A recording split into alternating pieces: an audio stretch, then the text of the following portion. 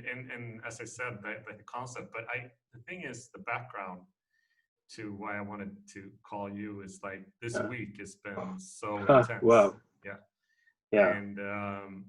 and I think like it goes with the kind of concept with the podcast. Is Mm, that is a conversations about change. That's what we yeah. call it. And and uh, and the first step is like, okay, we have lockdowns, we have the pandemic, the world is Mm, changing, and on top of that, because I've been talking to my aunt in Seattle, and I'm talking to yeah. my friend in New York, and we've been talking about like the state of how America is kind of like changing during this time and has been changing, Yeah. and then all of a sudden, this like Black Lives Matter Mm, movement is kind of like just having like a boom all of a yeah. sudden because of this tragic event. And I thought that now is kind of the time to try and have a little bit of that conversation Right. in the mix as well. And yeah, you're the first person to, that I thought about, Yeah. because of this. Thank you.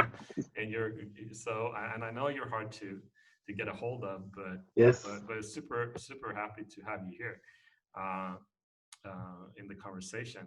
And but first of all, just introduce yourself a little bit. Yeah. Why am I calling you? Because of Black Lives Matter. Exactly.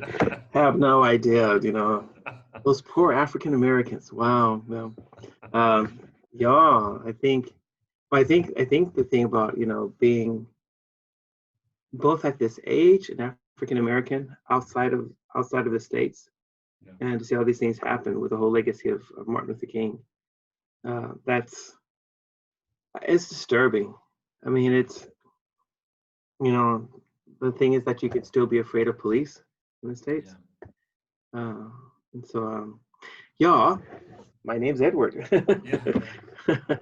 Edward Thomas, and I live here in Sweden, and the funny thing is that yesterday we had a demonstration in Stockholm. Yeah. Um, Several thousand of people were out there on the streets and everything, and that really kind of shook me, Yeah. because I didn't really expect for people in Sweden to react that way. I didn't expect that many people to be upset about something that happened to an African American in the States, because before, when other things have happened, I mean, we've had other killings by police where there's been rioting and things like that, and I don't think anyone in Sweden really reacted. No. Um, but this time, I think compounded with the coronavirus pandemic, that maybe because everyone's not running around anymore, you know, people are staying at home and life is slowed down. That those whole world just all of a sudden just got this pause, Yeah. and I think that maybe now they're listening, they're Mm. seeing, and so because we're not running around, like this, Yeah. then I think maybe that's why people are reacting more now. Mm. Um, in the States, it might be more frustration and stuff like that, but then it also highlights the fact that we really have to also in Sweden, we have to deal with this problem of racism. Yeah. Um, and it sort of highlights it and brings it home, because in Sweden we always say that, oh, but it's not like in the States, and Sweden doesn't have the same. We always make excuses for the racism that's here in Sweden, but the story of most Black people is that they've had some experience with racism, and then some people have more. So the more Yeah. first generation immigrants often have more than maybe their children will experience or their grandchildren. Yeah, it's definitely everywhere. It just has different forms of it, and maybe it's Mm, easier to see the systematic racism in America and yeah, Latin America with the slavery. yeah, But to rewind a little bit, it'd be interesting to just tell me about you, because you grew up in California, like Orange yes. County, right? No, no, I grew up in Northern California. So I Oh grew yeah, up in, that's in true. That's Oakland, true. right across Oakland. from San Francisco. So I grew up in the hood, Yeah. in the ghetto. Yeah, so I grew up in Oakland, um, which had was racially diverse, but still you had like there were areas where Latinos lived in this area. They lived around East 14th, below East 14th. Black people lived in East Oakland or West Oakland. In North Oakland, it was more racially diverse. Yeah. Chinese people lived around the Fruitvale area. So there was like in different, even though the city is racially diverse, you still had parts of the city where the majority of the people in that particular area belonged to a certain ethnic group or something. But at the same time, it was so normal having friends and neighbors that came from other cultures, didn't look like you, ate other kinds of food, and so it kept things pretty cool. And Oakland was next to Berkeley, and Berkeley is where they had student riots, and we had a lot of protests for like against the Vietnam War and things like that. So Yeah. so I grew up with that sort of hippie, let's try to make the world a better place. Let's try to be cool to other people and stuff. This was kind of like just a couple of years, because you're kind of born around the time where the what do you call it, Like the civil rights thing, you think? yeah, you were kind of born around the Yeah, like I was born almost because I was born in '62. My mom was born in '45, and my mom grew up in the South. So my mom grew up with the Jim Crow laws, so where you had the laws of the country said that Black people and white people couldn't get together, and if you were a Black person, you looked into the eyes of a white person, you could be killed for that. A white woman could just accuse a Black man anywhere that he tried to touch me, and then he would just be killed. Like you didn't even have to you were never taken to court. So and my mom, she remembers like when they integrated their high school, and so the National Guard, had to come and take her to school and had to make sure the bathroom was cleared out. And then when the Ku Klux Klan burned the house across the street from my grandmother's, that's when they decided to move to California. So I was the first generation. I was the first person in both my father's side and mother's side who was actually born in California, and not brought up in the South and not brought up under the Jim Crow laws and stuff like that. So one generation away. But I remember, I was in school when Martin Luther King died. I could sit on any bus anywhere I wanted to in Oakland. But housing, wasn't always so open to Black people. There were other kinds of discrimination, jobs, housing. I remember that teachers, were surprised that I was in the, advanced math and science classes because they didn't expect any Black people to be there. So it's just in a different kind of way, You could drink from any water fountain, you can go to any restaurant, you can sit anywhere on the bus. But there were still other types of discrimination and maybe glass ceilings and stuff like that. But that was, nothing at all like what my mom's generation had gone through. My grandparents' generation was even worse. And then I expected that when I would move to Sweden, I felt that would be sort of, something behind me. I didn't really expect to meet racism in Sweden and have to deal with it in the ways that I've had to deal with it here. But the States are still worse. I mean, it really was. But. I think that also at least for me, growing up in the 80s, with a lot of like Black superstars, you kind of get a bit misguided in that sense that you feel like, oh, but it's all good, because you only get that image of the celebrity America, right, and then you of course you learn about Martin Luther King and slavery and everything, but you didn't really get the whole picture, and you didn't really understand how it transfers into other parts of the society, as you said, and especially, as you say, housing is a big part of that, because that's how you grow your wealth and how you can sustain and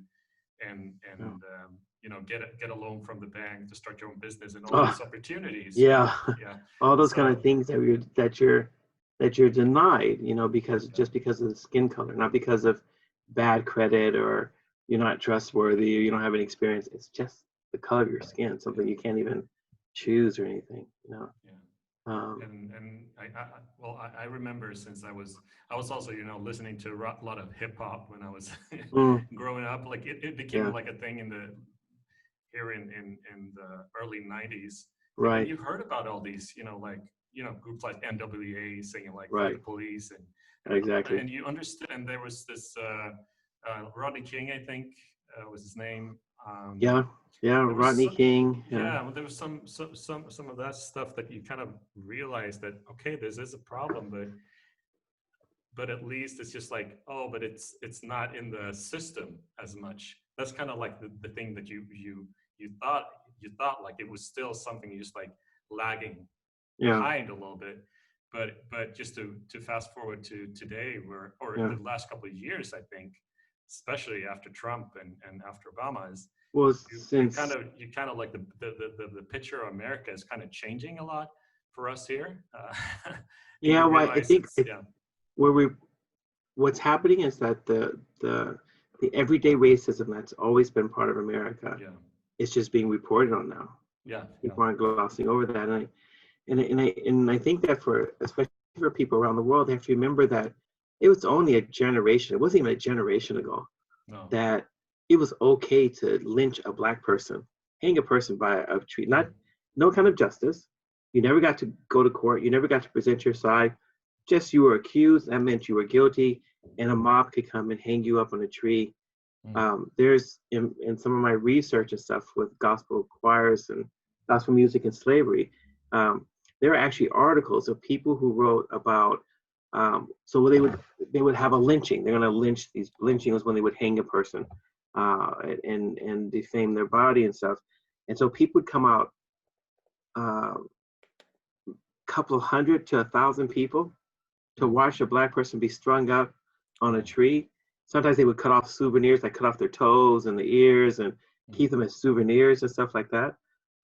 People would take their children to see this. And so it was, I mean, it's in a way that I think for people who are outside the States, it's hard to imagine that kind of brutality, and then when the things like Rodney King or what just happened, a few weeks ago now this year, or just last year or the last couple of years, where you just have this wave of black people getting, especially black men, being killed by police. Always in the situation where the police are stopping. It's not like they're walking to a bank and someone's robbing a bank. No, And they happen to be black, and now there's a gun. It's not like in the movies. These are people being stopped by the police, or the police coming out to investigate something, and just automatically assuming that black people, I guess, have guns or something or whatever. But whether it's chokeholds, whether it's shooting people who have no weapons, whether it's beating people and stomping on them because they dare to say, "Hey, could you stop doing that to me?" What happens is it brings, especially for black people and brown people, Latinos and black people, what happens, it brings us back. It says that lynching could still happen now. It could happen to me. It could happen to my kids. I mean, my son it lives in Chicago. My youngest son, Jonathan. My daughter with her husband, they live in California. My brother's in California. My sister, my mom. I mean, it makes you feel so unsafe because you never know, when you walk out the house, if this is going to be my last day alive. And that's not really a safe, like if I was white, I would have to worry about that in the same kind of way. And so it just feels so unfair that just because of skin color or, hair texture or whatever it is, that you have less security and have to live in more fear. And I think that makes people on both sides react in a bad way. So it's it's hard. It's hard for people, I think, in the world to imagine a pent up frustration about a situation that never ever seems to get corrected. Police officers get away with killing people. But if it had been a black officer doing that to a white person, it would have been a totally different picture. It would have been removed right away, prosecuted. I mean, the whole thing. And that's the thing that's so distressing, that whatever justice there is, it isn't equal. It doesn't get equally applied to everyone in the same way. At the same time, what kind of a jerk thinks that they're going to resolve things by robbing small business? I mean, it pisses me off, because here's all these young kids who have nothing to do with the civil rights movement. They have no idea what our grandparents or parents had to do for us to have the freedoms that we have. and they show that appreciation, talk about Martin Luther King and stuff. Martin Luther King was nonviolent. He would have never tolerated that people would have gone out and rioted and robbed small businesses who are already hurting because of Corona. I mean, you cannot be that stupid as to think that that robbing small businesses is the way to get the police to stop abusing people or abusing their power. Go and surround the police station, stand there and protest in silence. Don't, I mean, the freedoms that Black people have weren't ever gained by violence. They were gained by persistent, standing your face. No, we want to sit at this counter and be served like everyone else. If you beat me, if you put the dogs on me, you put the water on me, I'm going to come back here until you recognize that I am a human being, equal, in status, equal in value to you, and my money is just as good as your money. I just want to get service. I want to eat your pie. I want to have your chicken, Yeah. And so I think that's, it bothers me that these small businesses that were struggling, that were employing probably Black people and brown people and young people, are targeted by people who say they're upset because of what the police do. Well, they're not, that's not how you resolve the thing. That's not how you make the system better. You reinforce those negative things. But you can also see the frustration of you reach a kind of limit as well, and the people are acting out of that frustration. Yeah, but if you're really that frustrated, so the next time you see a police officer abusing someone, instead of just taking a picture of recording it and just being passive, go over there and push the police officer off the person. Be willing to go. I mean, if you really are going to do something, change, be willing to go to jail. That's what our grandparents and parents did. They were willing to go to jail, peaceful. They were willing to go to jail to make changes so that people could vote and sit in where they want to and have access to education. So I don't know. I mean, our frustration nowadays can never match what they had. That other generation that lived in total terror every single day. It's so mind-boggling to think that someone can rape you and you don't have any rights, or they can just kill your son, because he wanted to vote. I mean, it's just so absurd.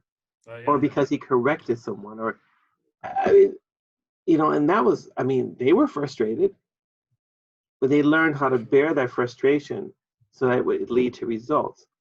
This frustration that we have now, frustrated because police shouldn't be doing that. Be pissed off because we shouldn't have in the Western world, these kind of things should not be happening. But at the same time, I think we have to make the distinction between the frustration and just the ignorance and stupidity of looting and rioting. Stealing a bunch of Rolexes is not gonna bring justice to anybody. Well, for sure. But how have you been, like, emotionally, or what's going on in your mind the last couple of weeks of this, like, coming up to the surface, and this kind of like, the drop that makes I don't know if this is saying in English and Swedish as well, something that boils over. And we usually say that the drop that breaks the camel's back. Oh, yeah. And, that one last drop, and seeing this kind of movement, actually, maybe for the first time, kind of globally, since so much is that's kind of beautiful in a sense, even if it's super tragic. Also with the pandemic, is some things are actually really uniting us right now, and somehow when this happened, everyone felt like they wanted to also unite in this thing in a different way, I guess, than before. And that tells something about some kind of movement of change that could start. Exactly. Yeah. Exactly. No, I mean, I think the good part of it is just to see how people all around the world have reacted. And people are willing, I mean, one aspect of it is people are risking their lives by going outside without masks, a mask on, en masse, just to show to protest something they feel is injustice and unfair. Like, that takes courage. I think that's a good thing. I think that making people aware and not just letting it so sink into the background is also a good part of it. And I think maybe one of the things is that with Corona, everyone is so digitized now. Yeah, for People sure. who are locked down in their houses. I mean, here in Sweden, we have a soft lockdown, so it's up to each individual to decide to Yeah. stay home. Um, and still, a lot of people do that. A lot of people have decided to, I work 50% at home. I mean, I can't do funerals over the internet or anything like that, but so I still have to go to work and I have to still meet with people and talk about the funerals or the baptism or the weddings and stuff. Um, but besides that, when I can work from home, I work from home, and I don't have to have a fear of losing my job or the pay being cut or anything like that. So Sweden is a little bit more set up in that regard, that your employer trusts you and stuff like that. But it's not so much in the States. Um, but I would say the mental thing for me, the thing is that I feel afraid. I feel afraid to go back home to the States to visit my mom. It increases my fear and anxiety that maybe this time I might also get killed. Oh, Uh, Not because I've done something, but just because I'm black. Um, so this it is makes me, actually increasing your fear. Uh, yeah. I mean, it makes me like I know when I go back home to the States, I'm going to be just extra. I was in the States in March. I went to a conference there in South Carolina, oh, and I went with two people from Sweden. just before the Just before, right when we were there, everything broke out. oh, Right when we were there, so we had to try to get home, and the flight was canceled. And but I told everyone, I said, this is the States, and we probably might get stopped by the police, and if I'm driving, and the police officer is just, not cool with that or whatever, please do not say anything. Please do not aggravate. Don't try to. We're not in Sweden, they can shoot you here. So don't, just let me handle it. And I'm like, if he wants to make me get on the ground and put my face to the ground, lay my hands out or whatever, you know, because he wants to make sure that the white people in the car are okay. Don't argue with him. We'll just do that because as long as he sees that people are listening to him and following his instructions, then maybe he'll leave us alone. And they're just like, what? That's not for real. I'm like, that's for real. yeah. Now with this thing that's happened, that just makes that even more. Oh, yeah. That when I go back home, maybe I shouldn't drive a car, just because I don't want to get stopped. Maybe I should avoid certain areas because I don't want to get stopped. So it makes, I'm worried about my brother, obviously, and my son. Um, and then it makes me also more fired up to make sure that wherever I'm at, which happens to be in Sweden now, that I do my part to not let racism just happen and not react. Uh, have my part here to play to make sure that we remember uh, to call it out when it happens. Yeah. What What do you think are the kind of outputs from this thing that's happening now? I mean, it's very early in the sense that it could just be a hashtag, actually. Yeah. But I hope not. But what? Because what do you see? Some kind of, what's the hope you feeling right now in this? Oh, wow, that's a hard one. It I want to have hope. I do. Um, I'm just afraid that we have a president, who tweets what he tweets, Yeah.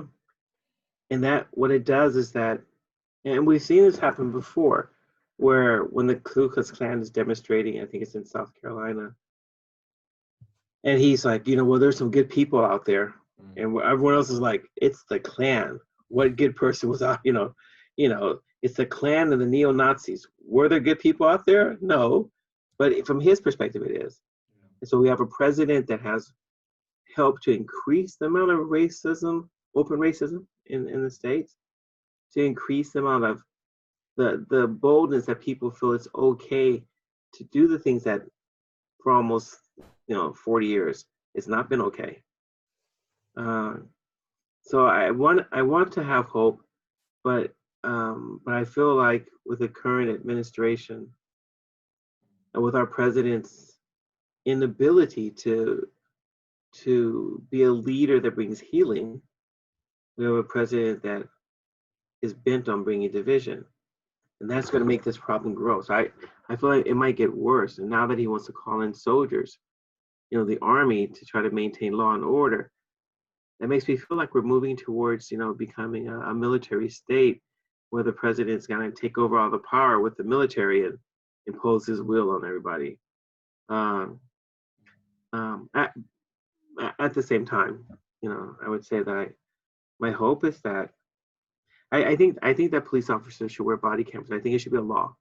Every police officer should have a body camera that's always on. You turn it off. If you're on duty, you turn it off, you should get fired. Because we have to come back to have there's got to be some way that people can feel safe again with the police, and that if something happens, it's recorded. We know what really has happened between the police and that individual.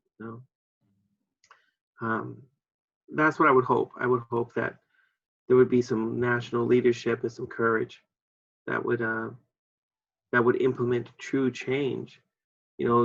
Train police officers that these chokeholds are dangerous, and there are certain behaviors and attitudes which don't preserve and protect life. They harm and take away life. That was a long answer. Wow, I'm really worried. No, that's good.